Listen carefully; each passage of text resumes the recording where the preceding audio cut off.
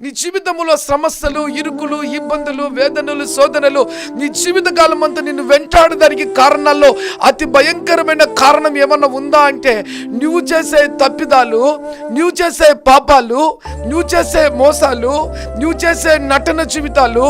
నువ్వు జీవించేటువంటి అన్యాయమైనటువంటి జీవితము, నువ్వు జీవించేటువంటి ద్రోహకరమైన జీవితము, నీ జీవితాన్ని నువ్వు ఒకసారి పరీక్షించుకున్నట్లయితే నీ క్రియల ఫలాన్ని నీ మీదికి దేవుడు రప్పించినప్పుడు అవి చేదుగా ఉంటాయి ప్రియమిత్రులారా. అయితే నువ్వు సత్యము తెలుసుకున్న వ్యక్తివైతే నీ స్థితిగతులను దేవుడే తీర్చాలని ఒక బలమైన తీర్మానం తీసుకొని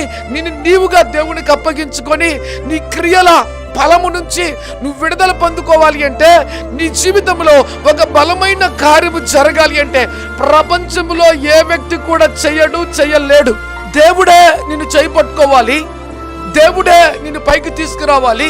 ఆ దేవుడే తిరిగి నిన్ను నిలబెట్టాలి. ఇప్పుడు బిడ్డలారా,